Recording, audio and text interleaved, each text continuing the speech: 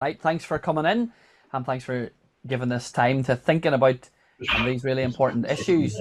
I'm going to do it just slightly differently than last week, so I'm going to do a little bit more input all at once tonight, and then hopefully have a little bit more of time at the end to deal with questions in one block. Although hopefully we'll have a little bit of input halfway through or a third of the way through my presentation. But you're very welcome to this second one of our big questions.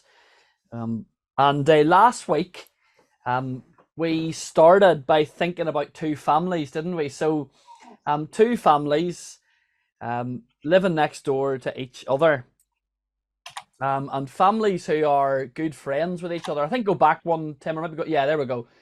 So families who are good friends with each other, and who spend a lot of time with one another. One family full of Christians, so one family full of people who have put their trust in Jesus Christ.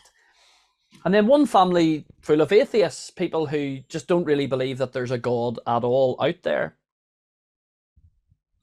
And then we imagined the same terrible thing happening to them, the death of a child in both families. And what we said really was that the pain that both of these families would be in at that point would be the same. And the questions, or at least a lot of the questions that both of these families would be asking, would be the same. So does it really make a difference whether you believe in Jesus or whether you don't believe in Jesus when it comes to suffering? Well, yes, I concluded anyway. I hope we concluded, and if you watched that video, I wonder did you conclude it too? But yes, it does make a difference. In suffering, it matters whether you believe in Jesus or not, because the big difference between the two families was that one family could mourn with hope. They're both mourning, but one family could mourn with hope, real concrete hope for both now and for the future. Hope that rests upon facts, the facts of Jesus' death, resurrection, and the promises that Jesus has made. Well, this week, we're really dealing with a subset of suffering, or it might be the other way around, but there's certainly a link between the two. We're dealing with one of the specific questions that we humans ask when we see suffering all around us, but especially when we're in the middle of suffering ourselves, and it's the question of justice. Now, both of the families that we're imagining, both of the families in our story, they would at some point ask a question that was all really to do with justice. It goes something like this: if God is there, if God is good, and if God is powerful, well then why does he allow bad things to happen to good people? We can understand bad things happening to bad people, we can understand good things happening to good people, but if there's a good God who is powerful, why does bad things happen to good people? And why does God put up with injustice in this world? So to help us think about this, I want to make our story slightly less subtle even, and more shocking. So both of these families that live next door to each other and that like each other, they didn't lose a child to illness. They've lost a child to a murderer, okay? So both families, they've lost a child to somebody taking their child's life, which is a pretty awful thing to happen at any point. Now, I wonder, have you ever watched videos from American courts? You don't get these in Britain. We're way too civilized to do that. But in America, they often video what's going on in court. And I've seen a few videos where, following the sentencing, the father of a murdered child just throws himself at the person who took his child's life, just wants to grab them and punch them and batter them. And it's an attempt to somehow deliver the justice that the legal system can't. Even if the legal system has imposed a big penalty, the father of that child still thinks this is not enough. I've got to deliver justice myself. Now, that is what happens to us when we see that just justice isn't being done. Something deep within us cries out that this is not right. And when we don't just see injustice, but we feel it in our own lives, something deep within us forces us to act. We must do what we can do to put things right. So here's my first key point this evening. I'm going to do 4 key points for us to engage with. Here's the first of my key points this evening. A sense of injustice, or a longing for justice, points us to the reality that there is a God of justice. So this deep feeling that there should be justice, I think, points us to the reality that there is a God of justice. At the very least, it should make us want there to be a God of justice. But I think more than that, I think it points us to the fact that this God does exist. Now, why do I say that? Well, it's because of this. If we are not creatures, that is, if we haven't been created, if we don't have a creator, if we're not creatures, if there's no God, but instead we are just an accident, or we're just cells and processes and chemistry and biology, well then really there isn't such a thing as absolute right and absolute wrong. If we are just cells, if we are just an accident, well then really things are just random. They're just bad luck. So when bad things happen to any type of person, no matter how morally good or bad you decide they are, when bad things happen, really it's just bad luck. You just have to shrug your shoulders and deal with it best you can and move on. But the sense of wrongness needing to be put right that is in us as humans, the hurt that this causes, it's very real in our lives, and it's pretty universal. Everybody, no matter what type of person they are, and no matter what type of injustice they go through, everybody has this feeling that if it's wrong, it should be put right. Somebody should put it right. If I can't put it right, at least somebody else should put it right, and maybe the legal system needs to be the thing that puts it right. But in all of this, shrugging your shoulders, it just isn't enough. And it isn't enough if you've suffered, and especially if you've suffered at the hands of somebody else. You will know that shrugging and just saying, well, bad luck, that's not okay. It is not enough. It's not satisfactory. And I think that this kind of universal feeling of wrongness, I think it does point us to the reality of a God who does set out what good and evil actually is. When we suffer, we really do feel that there is right and there is wrong, not just some vague notion of it. There is concrete right, there is concrete wrong, and that's because there's a God who sets that. But also, so the very fact that right and wrong is set by a God, also, if there isn't a God to appeal to when you feel wronged and you're powerless to do anything about it, well then actually there is no hope of ultimate justice anyway. So this longing will go unfulfilled forever. Think about it. Many people just get away with things. Many people do loads of terrible things their whole life, and they die and they leave misery behind, and they get away with it. So to even address this question of justice with any sort of hope, look, there needs to be a God to ask questions of. So that first key point, maybe it is a controversial one, but to even address this topic properly, we have to accept the fact that there's a God who sets right and wrong, and there's a God to appeal to. But this brings us then to key point number 2. Injustice is real. And so the right response is to cry out and to seek justice. Or to put it another way, we've got a lot of questions for a God who says he is good and who claims to be in control. There is real injustice all around. Injustices exist, don't they? And in fact, more than that, injustices abound. They're everywhere. Everywhere you look, turn on the news, read the paper, talk to your family, drive your car down the road for 5 minutes, and there's injustice everywhere. And so it looks, at least on the surface, that either God is just, but he can't really do anything about it, or God can do something about it, but he doesn't really care about justice. So I just wanted to pause at that point and just ask you, so here's a question for you, and then I'm going to take this on and run with it. But I just wonder, what examples of injustice in your life actually get you asking questions? So I wonder, has anybody got anything that springs to mind about examples of injustice, whether you see them all around you or whether they're in your own life, examples of injustice that get you asking questions? So if you do have anything that you want to contribute at this point, just unmute. And then if not, if we're silent, that's okay. Maybe you're thinking.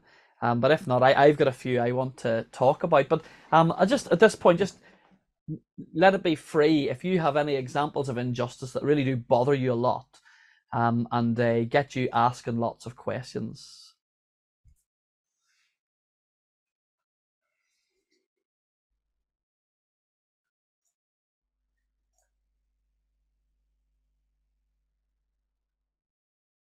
Well, we'll maybe come back to it then at the end, because I'm going to give you some examples shortly. And then at the end, whenever we've got our time for questions, I hope you're going to have some questions to ask about where is God in different areas. So let me press on then. Tim, you can keep me right here. I think everything's okay. So I want to show you some examples that get me asking God these type of questions.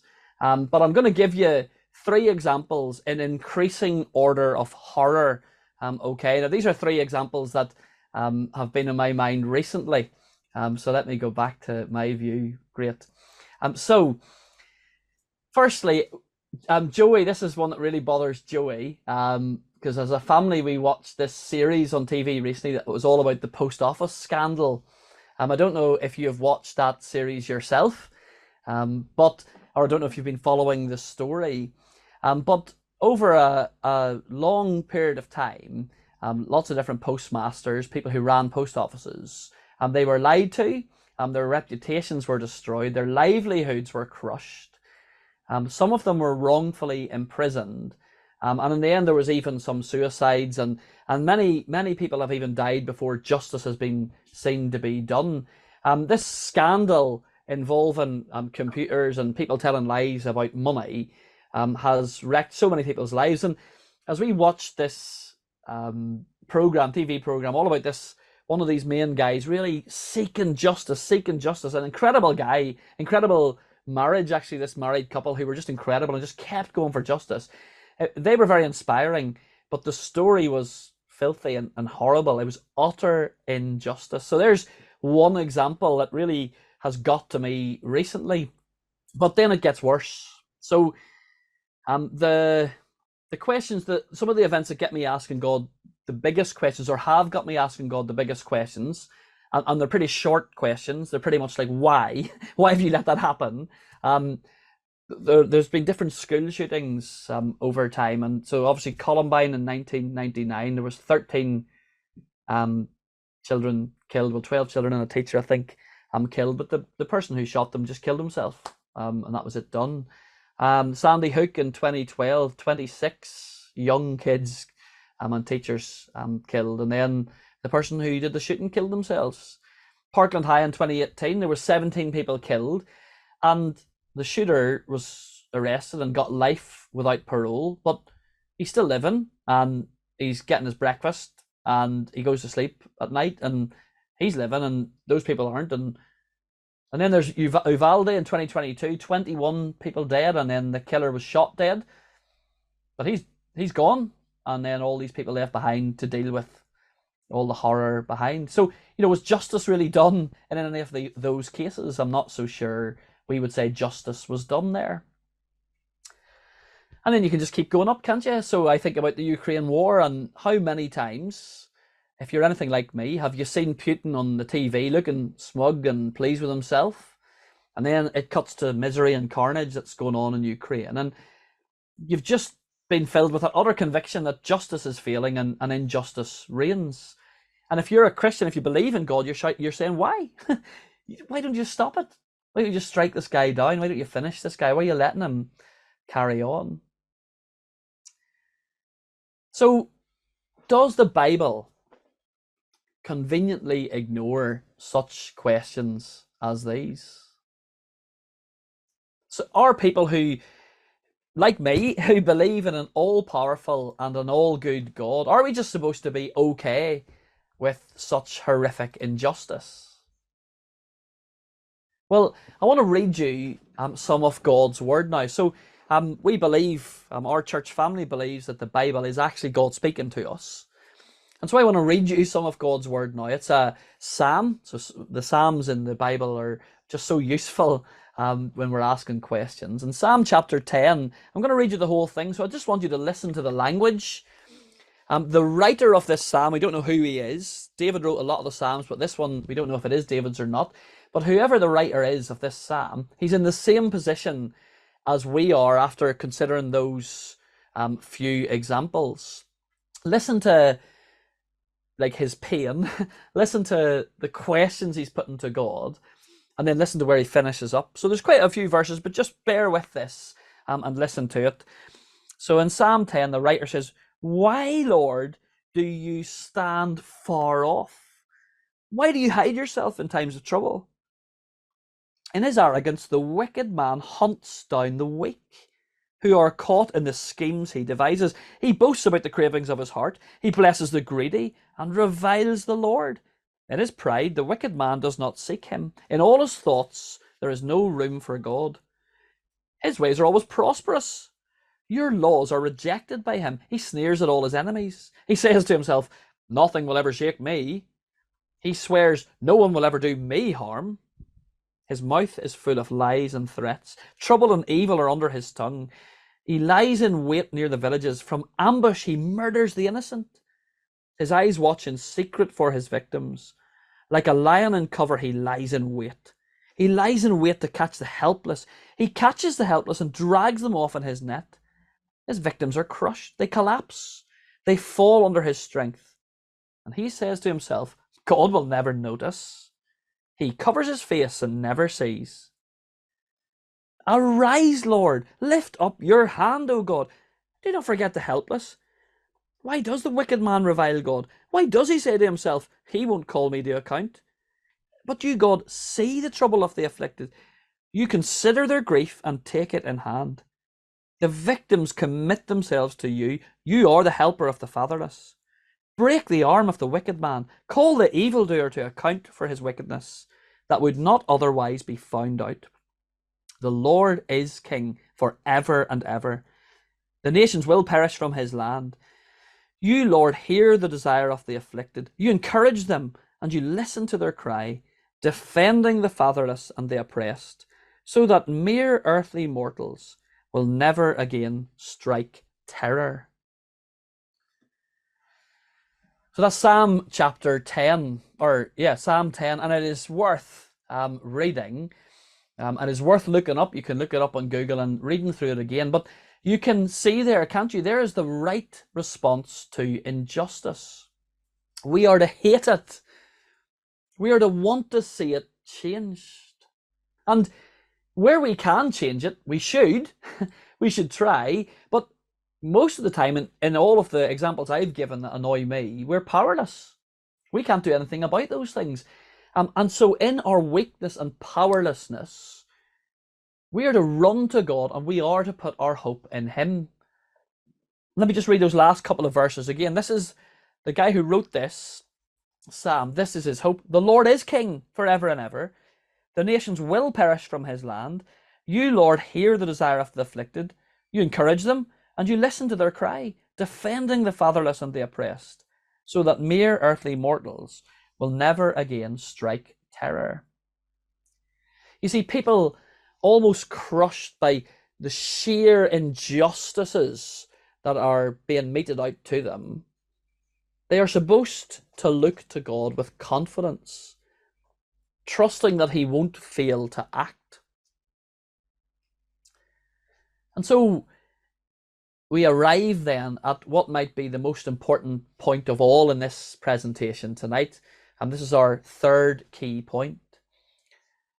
There will come a day when absolute justice is both done and is seen to be done. Now, God calls this day the day of judgment, and it is a day when every human who has ever lived will stand in front of God, and they will have their whole lives completely opened out in front of him. I'm going to read a little bit more from the Bible at the end of the Bible, because there's some verses that describe that day. We'll put it on the screen as well, but it's quite small writing. But I'm going to read it, and the language here is pretty tough. But then if you're wanting justice to be delivered, then you're probably okay with tough language. So Revelation 20 at the end of the Bible, verse 11 to 15. Then I saw a great white throne and him who was seated on it. The earth and the heavens fled from his presence. There was no place for them. And I saw the dead, great and small, standing before the throne, and books were opened.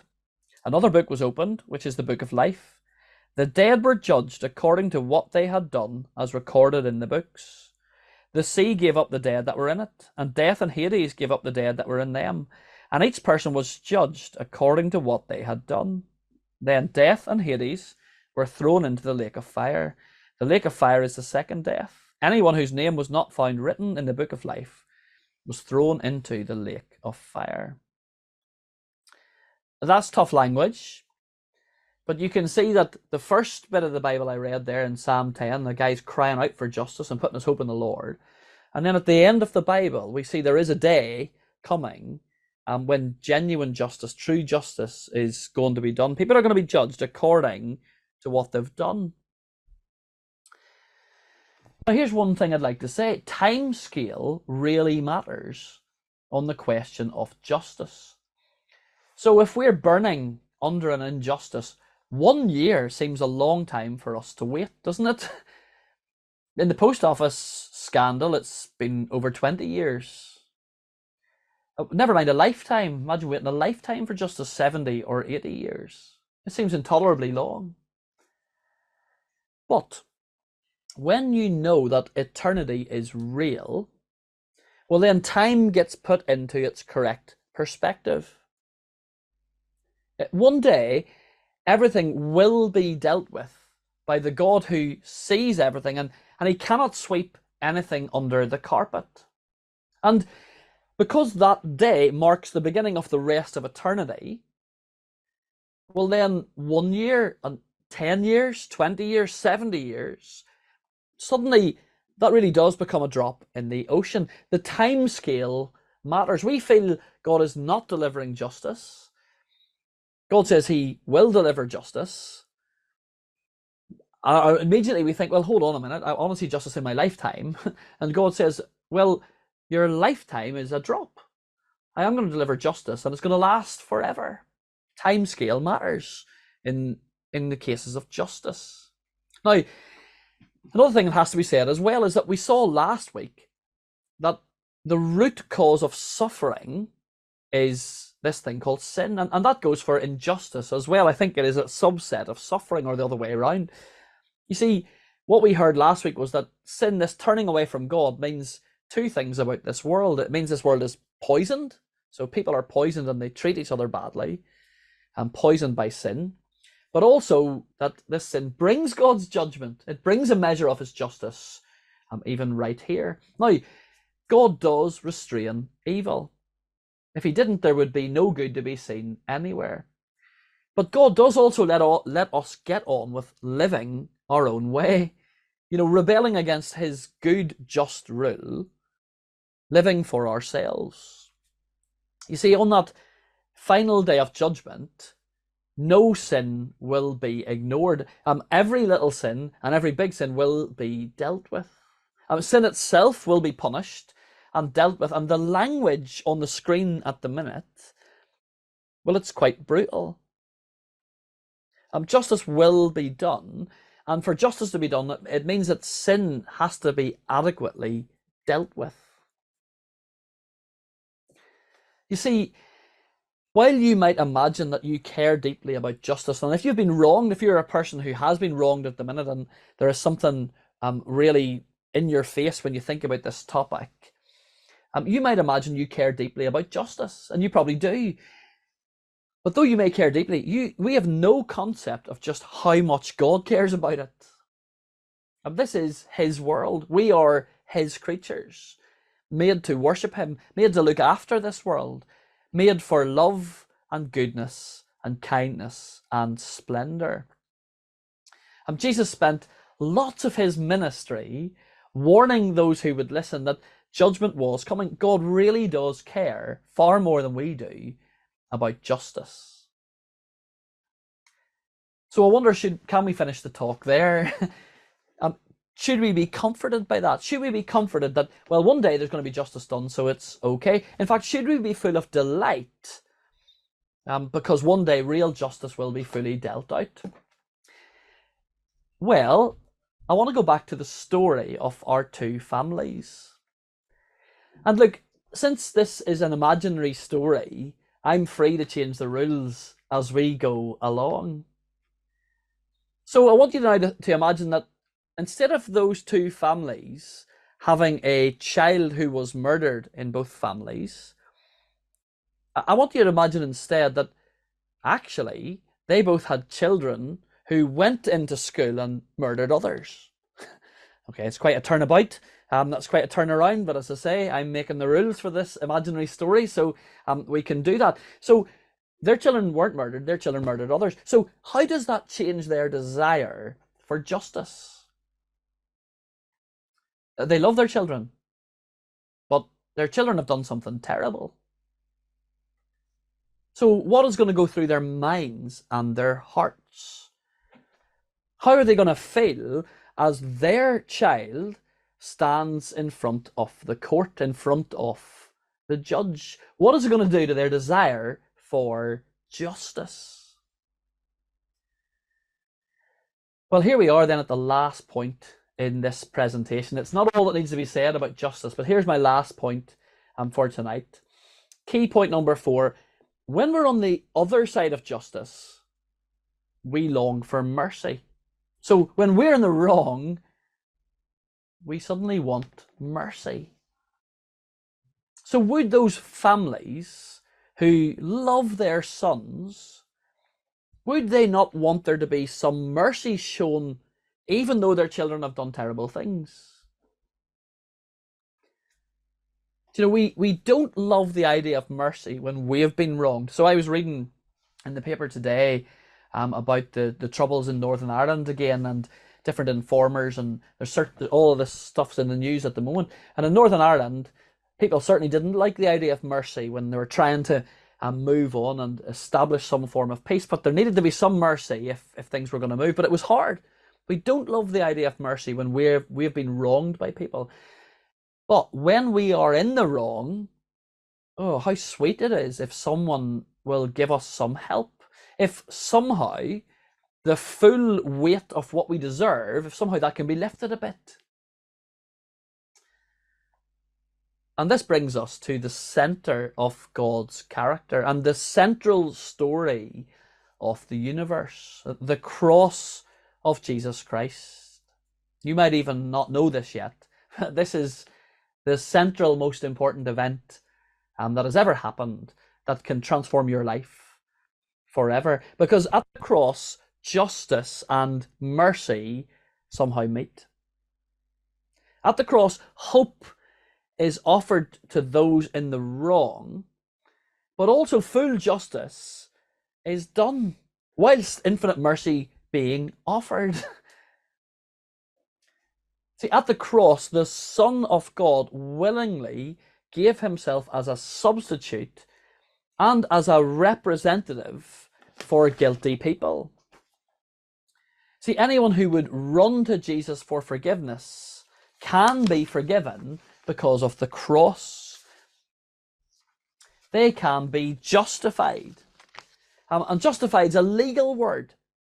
It means being declared innocent in God's eyes. Now, this is not God sweeping sin under the carpet.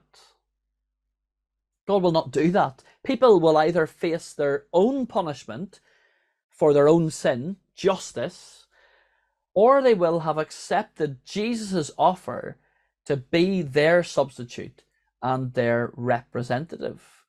And it is his innocence that means that he can pay for our guilt. I've heard people talk about this before as they wrestle with the justice of this.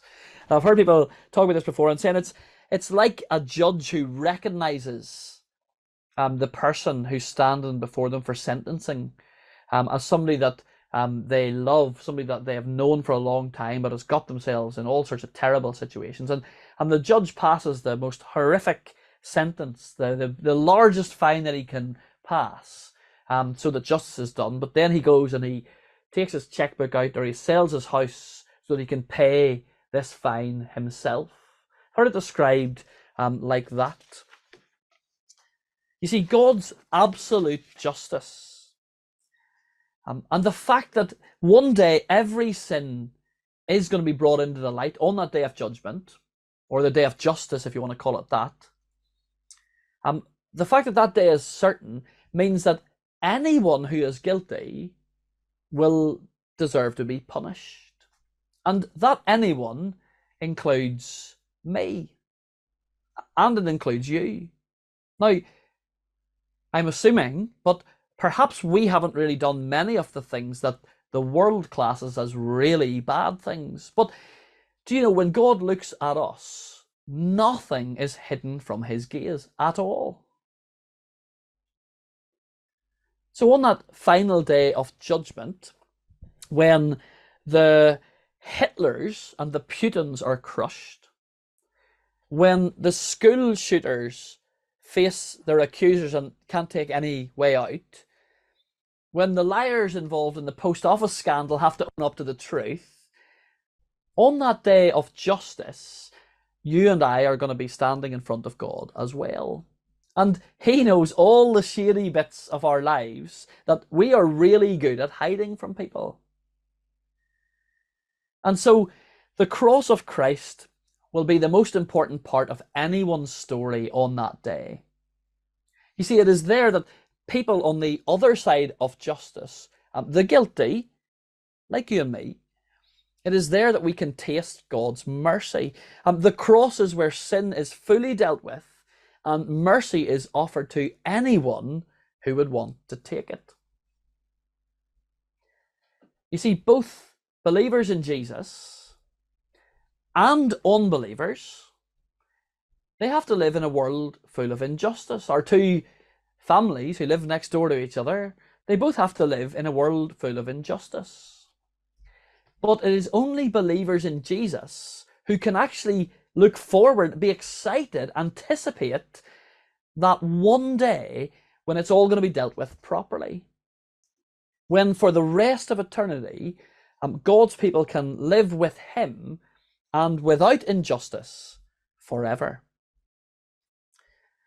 So there's 4 key points to consider, and some of them you might immediately be wanting to ask questions about, or some specific situations. So that's what I'd like to do now, really, is I'd like to just have a little bit of time. It can be 5 minutes or 15 minutes or whatever. Just a little bit of time if you have any questions or circumstances, or I guess if you really feel strongly that what some of the things I've said you don't agree with, just put them out there, and we'll discuss them and see where we can get to on them. So you might want to start with that question we had earlier. You know, what different injustices really get you asking questions?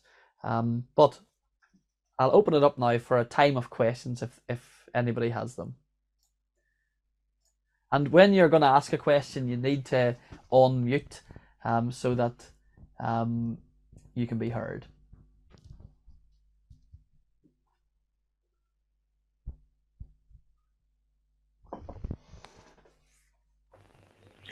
Is it possible to have the 4 key points put back on the screen at all, or can we just? Yeah, I actually thought that earlier. That's a good idea. I wonder, could you? Yeah. There's key point 1. Okay. So that first one is that thing where the fact that we long for justice and everything within us says we should have justice points to the fact that there's a God who says there's right and wrong. So there is real wrong, there is real right. So that's the first one. I just find it very difficult to accept that people like, say, Myra Hindley and people like that could be forgiven for what they've done. I just find that very, very difficult to accept.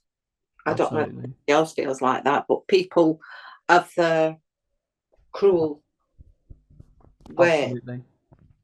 I find Thank that very. you. Yeah. Thank you, Sue. Absolutely. Mm. I'll leave it open for other people to chip in there. Firstly, and then I'd love to talk about that. I think that's absolutely that's how I feel with the school shooters in particular. I think it's because I've got kids of that age, but the school shooters particularly. So just like it just that they every time it happens, it rocks me. Do you know what I'm saying? God, why have you let it happen? Why do you not just cause the gun to jam or cause his heart to give in or do you know every time? But I will. There are answers to that. We'll come to them in a moment. But would anybody else like to add to that? What Sue Yeah, just said? it is hard to comprehend that. 'Cause I think there's two sides to it, in there. You know, you've got so one was saying they can be forgiven. Secondly, was saying that the sovereign God has potentially, allowed that to happen. I guess, and that's the two, Yeah. things, Yeah. two things that are hard to understand.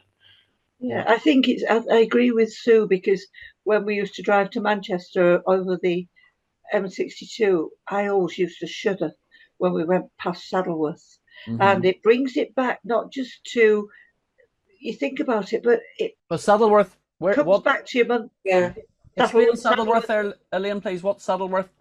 Is where Myra Hindley did all her, did the deeds. But it's the ongoing things that it still brings it back, and it's still, because it was in our generation, but you don't, because the mother of the child, one of the children, I don't know how she coped with it, because there was talk about her being released, Myra Hindley being released when she was still alive.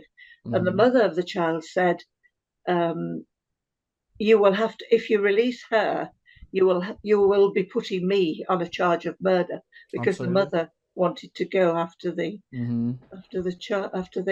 after her, because she didn't. And justice has to be served. And I remember in the 90s there was a vicar who his vicarage was broken into, and he had two girls, and one of the robbers raped the girls, but the vicar said, "I forgive you for it." And when it came to court, the judge said to this man that was on trial, the vicar has forgiven you, so I'm going to give you a lighter sentence. And the vicar stood up and said, no, what he will have to do is serve his sentence for the crime he's committed. Yeah. Well, that's a very good point, Elaine, to make, is that God's forgiveness doesn't mean that you're excused. That you don't bear consequences and so on. Of course, that's a very big point, but I totally get that. But the real, I guess it is. I mean, it's a revulsion, isn't it? When you hear that, it's revulsion, and there's a kind of, again, it's that justice, that feeling. If we're just random, if we're just cells, we're just molecules. Why is that feeling? Why does it rise up within you to go, what? That that has to be dealt with. But I think that points to the fact that there's right, there's wrong, and we have to. Justice has to be done. So Sue, justice has to be done, and so there's loads of things I'd say to that. But I would start at the end there, or near the end, where I said, if you think you care about justice, if I think I care about justice, we have no idea how much God cares about justice. So to some extent, whatever a court did to Myra Hindley is nothing compared to that revelation language of what awaits somebody who doesn't get forgiven by Jesus. But your question is more about if they do get forgiven. And this really then takes us to the cross. This takes us to the kind of the cross is the center of Christianity. It's a disgrace in many ways. It was the filthiest thing that ever happened, because it's the innocent Son of God being put to death by guilty people. So he's the only innocent one, and he's the one put to death. And the Bible teaches that Jesus, he's not just a nice example for us to follow. He is a substitute. The Bible teaches that Jesus bore our sin. The Bible teaches that God became sin for us so that in him we might become the righteousness of God. It's substitute language. Jesus stepped in, so that we could have Jesus's privileges. So what that actually means on the day of judgment, what that means is people either they pay for their own sin, and that's going to be punishment by God. And you read the language; it's pretty horrific. The Myra Hindleys of the world, the Hitlers of the world, all these people, or that sin has to be dealt with another way, and the only way sin can be dealt with, apart from you being punished, is Jesus Christ bearing that sin and having that punishment put upon him. So when Jesus died on the cross, he wasn't detached. He was under sin. He became sin for us. It blows my mind. No other religion has a story like this. This is so out of this world that it can only come from God. It's an amazing story that Jesus actually bore the sin of anybody who comes to him for forgiveness. And so you think about what that includes. So torturers, pedophiles, you think about that. Those people, if they don't turn to Jesus, God won't be mistaken. What does Revelation 20 say? They'll be judged according to what they've done. So they've judgment ahead. It's horrific. But for people who turn to Jesus, the Bible teaches that Jesus bore that sin. So this is where in any other religion, basically, if you believe in a God, he has to just forget about sin in the end. He has to just say, it doesn't really matter. I'm so good, I can just forgive. Well, that's all right saying that, but if you're the father of a raped daughter, you're saying, no, I don't want you to forget about it. I want you to deal with it. In Christianity, God says, I deal with sin. There's not one sin I won't deal with. And people either bear it or Jesus bears it. But I still get the sheer shock. I still get the sheer revulsion. But the answer is, it is not cheap at all for God to forgive. It's very, very expensive. And the expense is Jesus. So Bev has her hand up. Sorry, Bev. Yeah, no, it's all right. I was just thinking, there was a few years ago, we had a guy come to talk at church, and he was a minister in Manchester, but previously he'd been a UVF fighter and had been in prison for he didn't say what, but some act of terrorism that he was in prison for. And when he was in prison, he became a Christian. And he read the Bible, and he was transformed. And then he was released and became a minister. And I just, at the time, I thought, I don't know how I'd feel about that if I knew that my pastor had been a terrorist. But then I thought, well, I have to accept it because he's been transformed. He has been forgiven by Jesus, but he is also, just because he was forgiven doesn't mean that he didn't have to pay for what he'd done, and he still had to carry out his sentence in jail until his time was up. That's right. Don't know if that helps, but no, that's really helpful. And I'll stick with Northern Ireland. Obviously, I'm biased towards it, but after there was a bomb that happened on Remembrance Day in Enniskillen. I can't remember what year it was, but the next day, a father who had lay in the rubble, holding the hand of his daughter as she died. He was a Christian man. He stood up and he said, I forgive the terrorists. I forgive them. Now, the great thing for that Christian man was that either those terrorists were going to turn to Jesus and Jesus would bear their sin, or one day those terrorists will stand before God and they will pay for killing his daughter. Now, how else could you forgive? I couldn't. If there was no God, I couldn't forgive. I'm not forgiven. There's no way I'm forgiven. I'm going to find that guy. And like what you said, or whoever it was said, if you let her out, you're going to have to lock me up. Like, I couldn't. I understand. See, when I see that picture of that guy going for his son's killer in court, I get it. And we all get it, don't we? We all get that. So that's really, really helpful, Bev. That it made me think of the Apostle Paul in the Bible. So he calls himself the worst of sinners. He was a guy who once helped put Christians to death. I don't know if he actually put anybody to death himself, but he definitely helped put other people. He held coats while Stephen was stoned to death. So in his history, he had put some of the Christians to death, who he then became a Christian, and he was a church leader. And he would have been pastoring some of the families of maybe men he had helped put to death. Like, this is what the cross does. This is what the cross, and Paul it still made him think of himself as the worst of sinners his whole life. He was so grateful to God his whole life that he spent the rest of his life telling others to put their trust in Jesus. But this is the reality. Any other Christianity, this is the topic. Justice is the topic. Nobody can touch us on. There is no other system of thought in the world that can come close to Christianity on justice. Because any other religion, sin in the end is just forgotten about, swept under the carpet. Oh, you've done enough good deeds to cover your bad deeds. Well, that's really good, isn't it? Like, you've done so many good deeds, but it hasn't covered my pain for what you did to my family. So any other religion in the world, enough good deeds covers your bad deeds. That's not okay. If there's no God, then there's no justice. So loads of people have got away with it. Shrug your shoulders, move on. In Christianity, every sin is going to be accounted for. Every single sin. Every single hateful thought, word, deed, action, from a small scale to a big scale, it's all going to be brought into the light. It's all going to be accounted for. And Christians know that because Jesus willingly took their place, they can look forward to that day of justice. They can really look forward to it.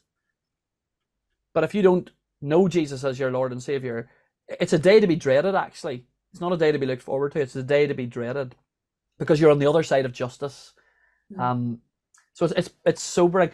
So thank you. That was really, really helpful. It doesn't make it any easier for us. Go on then, Dave. There are two issues that come to mind. One's the difference between justice and revenge. Yes. For me, revenge would be a problem. The other thing is condemn the sin and not the sinner. Mm-hmm. And that's another issue. I tend to condemn people. And I think the areas we've been talking about, it would be easy to condemn the person. Whereas there is a verse in the Bible that says condemn the sin and not the sinner. It's interesting because in that Revelation passage at the end, eventually it's both, isn't it? The sin is dealt with and sinners are dealt with eventually. But we as people, Jesus is very careful with us, and he says, you be careful about judging people because you're going to be judged. You know, be careful lest you be judged. So I think you're right. I think there is a difference between justice and revenge. But so again, Christianity, I think if you look at the track record of Christianity in terms of justice, it does set up good courts. It does care about justice. It's not namby-pamby. It wants justice to be done. But yeah, you're right. It doesn't want people just to take revenge themselves. And I think there is a difference. But I think there's also a link. So when the Bible teaches about people forgiving other people, it says leave room for God's wrath. In other words, you're not in the best position as people to mete out justice, because if you're hurt, you'll probably mete out more justice than you should, because it probably will be revenge. But God is in a good position to weigh everything, to see everything, and to give the right amount of justice. So I think you're right. I think from a human perspective, there is a difference between revenge and justice.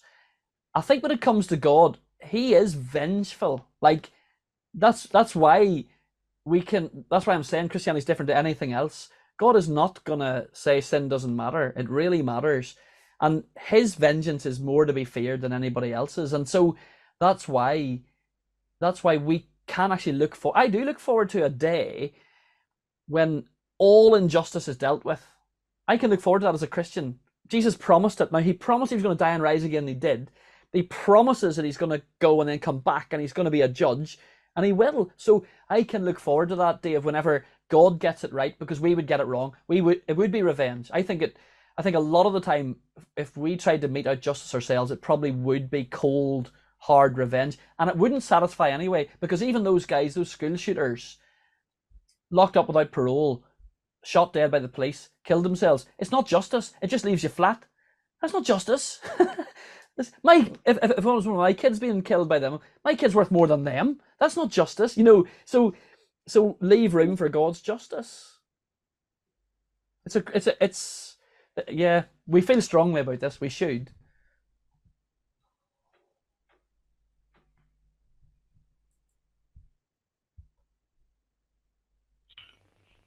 So when you look at people can turn, to God and be forgiven. Otherwise, they are going to suffer God's justice. But then there's also, we talk about, I don't know if it's in Romans, I can't remember where it is, but about predestined, so God choosing Christians. So is he choosing some of these people, those who've committed crimes, to be able to then be forgiven? Well, yeah, this is where we've got to be really careful. I was on the way across to Grimsby today.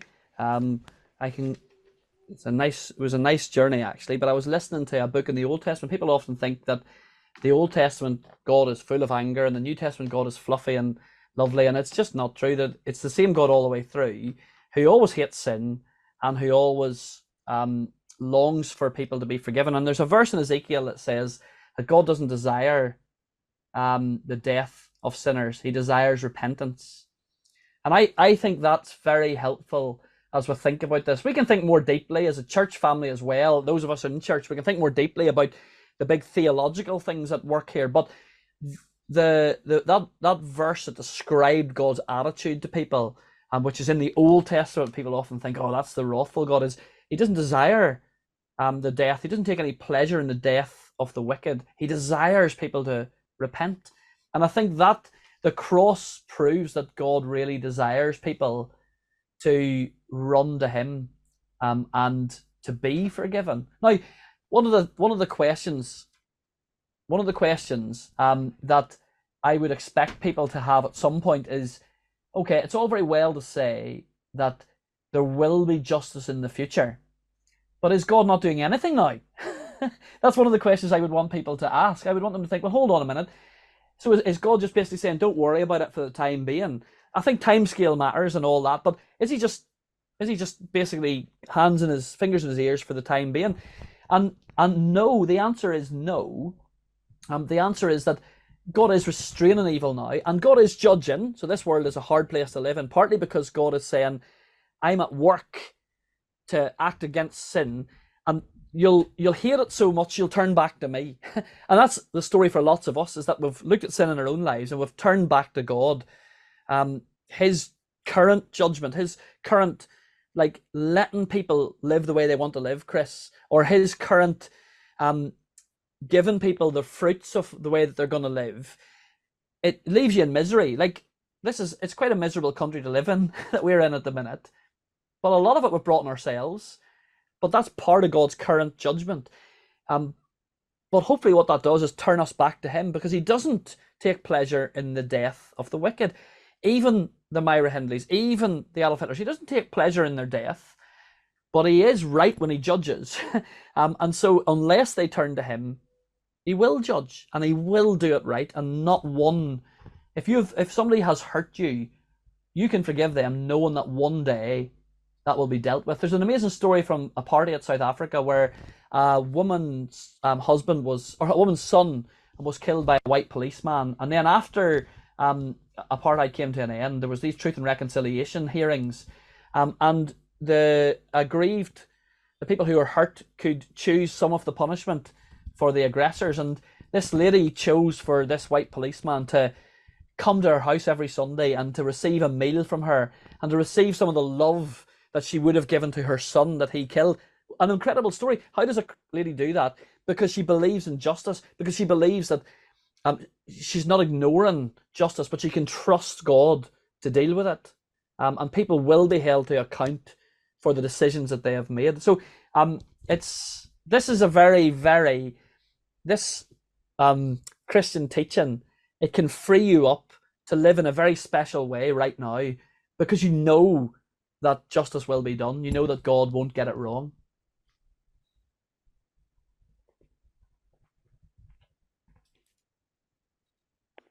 Is there any... I guess the other thing is as well, these people that have committed the bad crime, well, I know sin is sin, but yeah, your murderers, rapists, whatever you want to say. Yeah. I guess if they do repent and, if God has chose them, then that's it's better than them being the way there was in one way. Yeah, it's a good thing. It's good that Yeah, they yeah. come to one of God's chosen. About I don't know. It does. It really shows the enormity of what happened at the cross. If even people like that can be forgiven. Yeah. But you see, even when we say that, we've got to be careful of even people like that, because we know what we're like as well. We know, okay, we haven't committed those horrific crimes, but we know we're guilty as well. So we've got to be careful. But the other thing about God's current justice, that's what I meant to say, and then like an Irishman, I just kept talking, didn't I? The other thing about God's current justice is that when you read through the Bible, God does talk about giving people over. So as people reject him more and more, it does seem to be that their hearts get harder and harder. So how does somebody who starts off as a nice school teacher end up as a paedophile? How does that happen? Or how does somebody who starts off as a responsible like daughter, how does that person end up committing fraud or end up in jail? Or how does that happen? And there does seem to be a process that as we reject God, part of his justice is to say, all right, carry on, and your heart gets harder and harder, which is why when there's people who have heard the gospel message again and again, heard that they need to turn to God, and they say no, and they say no, and they say no, you get more worried because their hearts are getting harder. And is it going to be harder for them to turn to God? Now, God can do miracles, and I think it is a miracle if he turns somebody like that to himself. I think it's a miracle. It is a miracle, obviously, but I think there's warnings for us too, that if today you are hearing that you should turn to God for forgiveness, do it now. Do it now, because part of God's justice is that, well, don't do it, but you're going to get harder. That's a very sobering thought, isn't it? I don't know if we want to end on that thought or not, but it's a sobering thought.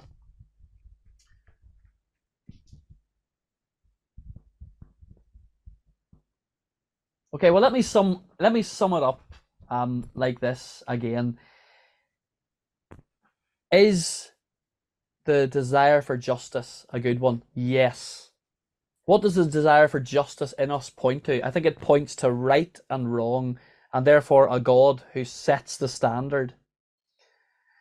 But how many of us fall short of the standard? I think everybody does. And so we're actually all on the wrong side of justice. We're actually all on the other side of it. And so what we need justice to be done, but we need God to show us mercy. And that, at the center of the Christian message, justice and mercy meet at the cross of Jesus Christ. And that's why we just have to keep talking about the cross of Jesus Christ. So I think we'll leave it there. We've done our hour tonight anyway, and we'll leave it there. But if you watch this video and you've got questions, or follow on tonight if you've got questions, let's keep asking those questions off one another. But actually, let's ask those questions from God. That's what the psalmist is doing in Psalm 10. He's asking God questions, and then he's remembering who God is. And I think Christianity reveals God to be the satisfying God, who is able to do justice, and he's able to love people who don't deserve it as well. So thank you so much for coming tonight. If you, just before we go, I'm just going to stick a couple of resources in the chat that they're links to different little sets of talks and series that might be helpful for you to use yourself, or you to share with some other people. So let me put one of them's a devotion from a lady called Corrie ten Boom, who suffered a lot. Hold on, let's see if we can find it. There we go. Who suffered a lot, and yet managed to do this forgiveness thing that we were talking about. Hold on, I need to send this to everybody. There we go. So there's one of them. So you can download that quickly if you want to on your computer. If not, you can just go. Thank you for joining us tonight. If you want to go, please come back next week. And we're going to look at purpose next week. And we'll have times for questions and so on at the end.